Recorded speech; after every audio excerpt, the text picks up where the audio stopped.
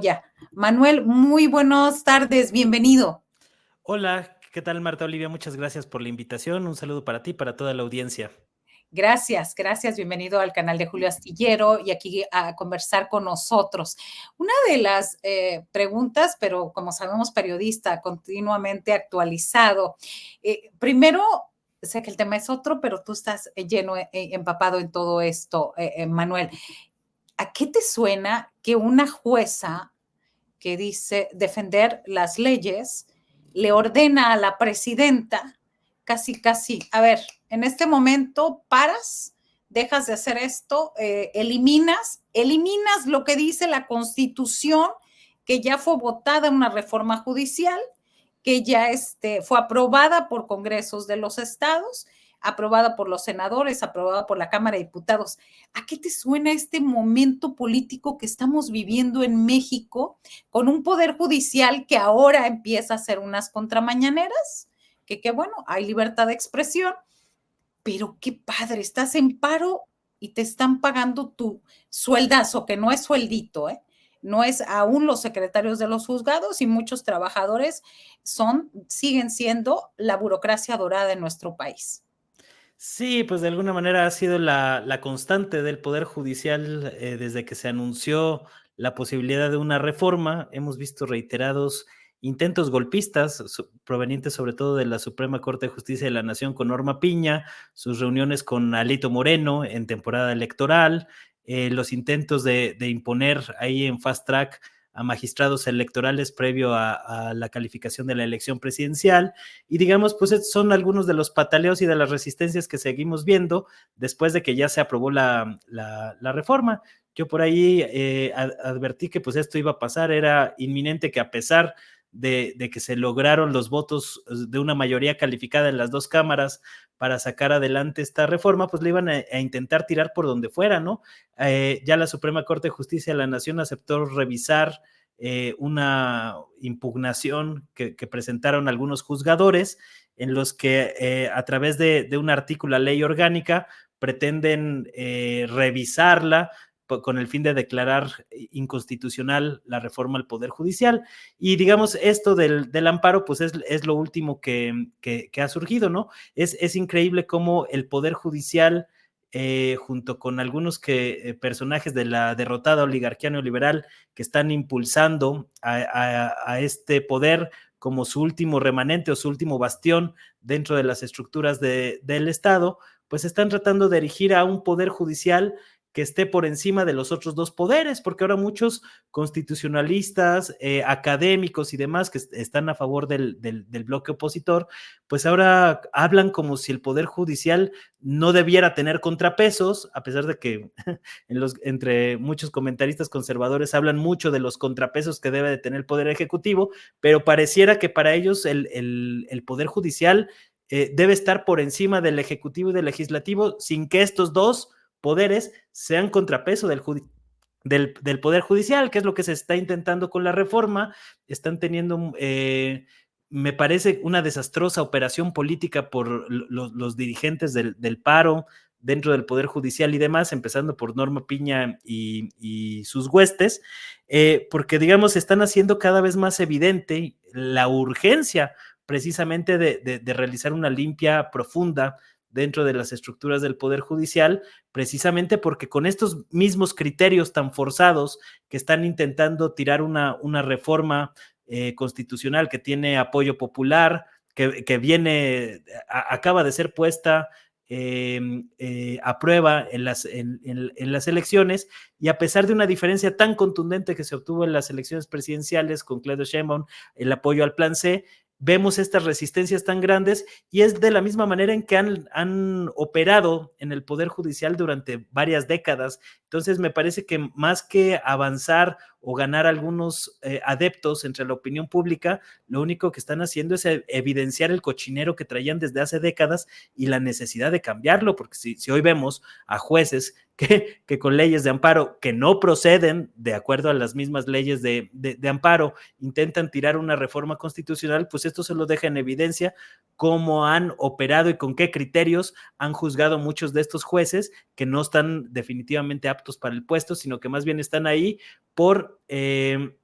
impulsar y como parte de apoyo de una red desarrollada por la derecha mexicana, por la derrotada oligarquía neoliberal, para que todos los casos fueran resueltos a favor de esta élite y no en beneficio de la ciudadanía, que es parte de lo que se trata de restablecer un poco algunos equilibrios dentro del Poder Judicial con la reforma que acaba de impulsar la 4T y que ya está publicada y todo. Sí, y sobre todo que me parece que muchos de ellos no aguantarían una pequeña auditoría a su actuación porque se definiría hacia quiénes, ¿no? O sea, podemos especular desde afuera a quiénes han favorecido, pero tajantemente con datos y números, cuál ha sido su actuación. Me parece que va más allá de perder privilegios, de reconocerse complicidades con quienes han estado aliados durante décadas el Poder Judicial. Sí, de alguna manera desde el que se implementó el modelo neoliberal en México a mediados de los 80, pues hubo una serie de cambios en la estructura jurídica, en el marco jurídico de México, precisamente para favorecer a los inversionistas, a los grandes capitales en disputas judiciales, y eso es parte de lo que temen muchos y por eso han tratado de incentivar esta idea de que la reforma al Poder Judicial va a ahuyentar a los capitales extranjeros, que de hecho pues ya vimos también una operación la semana pasada por parte de Claudio Sheinbaum ahí con la Cámara de Comercio de Estados Unidos para tratar de aminorar estos rumores, estas versiones que tratan de generar una desestabilidad económica dentro del país con fines políticos. Y digamos que muchos de estos juzgadores que ahora se las dan de independientes, pues realmente eran instrumentos del gran capital para tratar de imponer sus intereses por encima de los intereses de la gente. Por eso vimos que realmente el Poder Judicial ha hecho poco, por ejemplo, con la devastación minera que se ha dado durante toda la era neoliberal, con la apropiación y despojo de bienes comunales, precisamente de algunas industrias extractivas. Se dio lo mismo con la privatización de playas, etcétera, etcétera, ¿no? Y de hecho muchos tribunales de los que va a haber que hacer limpia, pues tienen este matiz comercial, ¿no? Que fueron muchos de los jueces y magistrados con los cuales estuvieron boicoteando y bombardeando los grandes proyectos de infraestructura del sexenio de López Obrador. Entonces, digamos, que esto explica gran parte de las resistencias que está habiendo entre las cúpulas empresariales, entre inversionistas extranjeros, porque era un poder judicial que le servía a ellos, pero no al grueso del pueblo mexicano, donde el acceso a la justicia y a los procedimientos judiciales, digamos, resueltos de manera más o menos imparcial, pues han sido una excepción más que una regla en este país y llama la atención, pues, cómo después de algo tan evidente y que se puso a prueba en las elecciones, con una diferencia de votos tan abultada entre el proyecto de la 4T y el bloque opositor, sigan queriendo imponer los intereses de una minoría en la que además, pues paradójicamente, pues el Poder Judicial está siendo juez y parte de una causa, lo cual pues es una aberración en en cualquier curso de introducción al derecho. Pues lo primero que te comentarán algunos de los profesores, pues es que uno no puede ser juez y parte de una misma causa. Es decir, el Poder Judicial no puede alterar o impedir una reforma constitucional avalada por voto popular, que a final de cuentas el gran soberano en las repúblicas y en las democracias liberales, pues es el pueblo, como es el caso del pueblo de México, y que de alguna manera pues ahora pretenden imponer la voluntad de un grupo opositor a una reforma que les afecta y tratan de ser juez y parte en esa misma causa, lo cual es una aberración jurídica, pero digamos lo que nos ha mostrado estos últimos meses el Poder Judicial, pues es que están dispuestos a legalizar cualquier aberración jurídica con tal de imponer sus intereses, y eso es precisamente lo peligroso, y eso es precisamente por lo que se realizó la reforma al Poder Judicial, para que no se siguieran dando estas prácticas abiertamente corruptas, abiertamente con intereses y con sesgos políticos, que no se utilicen de esa manera los aparatos de justicia, sino que haya una limpia y que de alguna manera se puedan restablecer mejor los equilibrios acordes a los nuevos tiempos y al nuevo régimen que se está tratando de consolidar en México.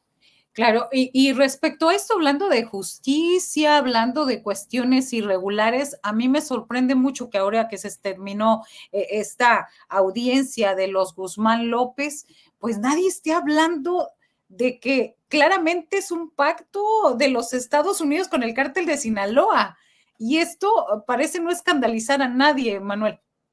Sí, esto es tremendo, o sea, digamos, a mi manera de entender las cosas y yo de lo que he podido estudiar durante algunos años, el tema del narcotráfico, me queda claro que lo que nos han contado sobre el narcotráfico en México no existe. La manera en que funcionan los cárteles de la droga realmente no corresponde toda la propaganda que se ha librado desde la declaratoria de guerra contra las drogas de Nixon en el 72. Realmente pues no corresponde a la realidad. Se nos ha vendido como si los grandes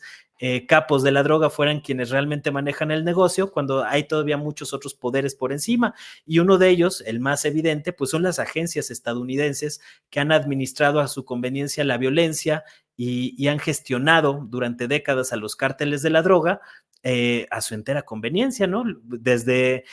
cómo se construyó y cómo se volvieron transnacionales los grandes cárteles de la droga, por ejemplo, el cártel de Medellín de Pablo Escobar o el cártel de Guadalajara en el caso mexicano, pues los dos realmente trabajaban para la CIA. Hay muchos testimonios de cómo la CIA y las agencias de inteligencia en Estados Unidos hicieron crecer a algunas organizaciones delictivas, las volvieron transnacionales, las volvieron prácticamente grupos paramilitares que operaban dentro pues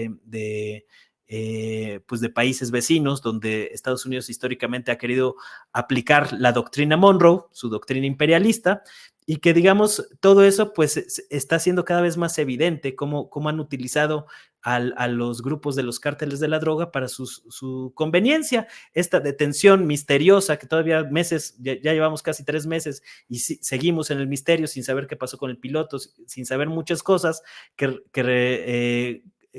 realizó Estados Unidos de manera directa o indirecta, pues lo que demuestran es que han entablado un pacto con los chapitos para entregarles el control del cártel de Sinaloa a cambio de la detención de Ismael Mayo Zambada. Entonces, esto debería ser un escándalo que el gobierno de Estados Unidos esté pactando con narcotraficantes para entregarles el control de uno de los cárteles de la droga más importantes del país. Debería ser un escándalo a nivel internacional, pero digamos como estas mismas agencias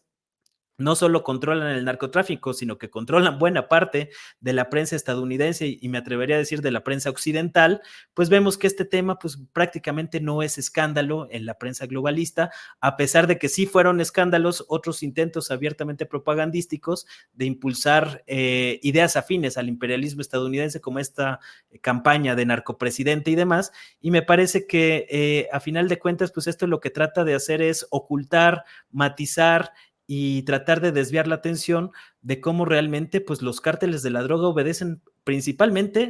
a las agencias en Estados Unidos con las que pactan, acuerdan, se reparten territorios, ponen y quitan líderes precisamente al antojo de estos intereses y que no sea escándalo mundial cuando el narcotráfico ha sido utilizado durante muchas décadas como un mecanismo de presión de Estados Unidos sobre los países de América Latina, y el caso de México es muy drástico, ¿no? Incluso hay algunos antecedentes históricos que me parece deberían de revisarse, como la misma operación Rápido y Furioso, en la que algunas agencias de Estados Unidos entregaron drogas a los grandes cárteles con el pretexto de que los iban a rastrear, cuando realmente pues hay evidencia de que les entregaron armas, pero no de que eso llevara a la captura de algunos grandes capos, lo cual me parece que realmente son operaciones disfrazadas con las cuales Estados Unidos ha alimentado un conflicto que ha sido muy costoso en términos de violencia, en términos de sangre para los mexicanos, mientras ellos allá gestionan y liberan a los capos según les vaya conviniendo para sus propios fines. Y me parece que se debe de cuestionar eso desde la prensa mexicana con mayor contundencia, porque a final de cuentas la manera en que ellos se llevan las ganancias y nosotros ponemos los muertos, pues les es muy redituable en términos políticos para generar, por ejemplo, la violencia que se ha generado en Sinaloa desde la captura de Ismael Mayo Zambada. Entonces hay que tener mucho cuidado con la manera en que la propaganda en torno al narcotráfico ha sido utilizado en las últimas décadas con otros fines muy distintos a lo que nos han contado expertos en la materia durante muchos años. Así es, y justamente de eso se trata, de abrir, de hablar de esto que no van a hablar en otras partes y sobre todo de mantener bien informados a nuestros seguidores. Gracias, gracias por esta vez, Manuel Hernández Borbolla, por estar con nosotros. No, pues muchas gracias a ti por la invitación, Marta Olivia, y por aquí estamos, pues a las órdenes para cualquier otra charla o entrevista. Muchas gracias a ti, muchas gracias a la audiencia. Gracias, muy buenas tardes.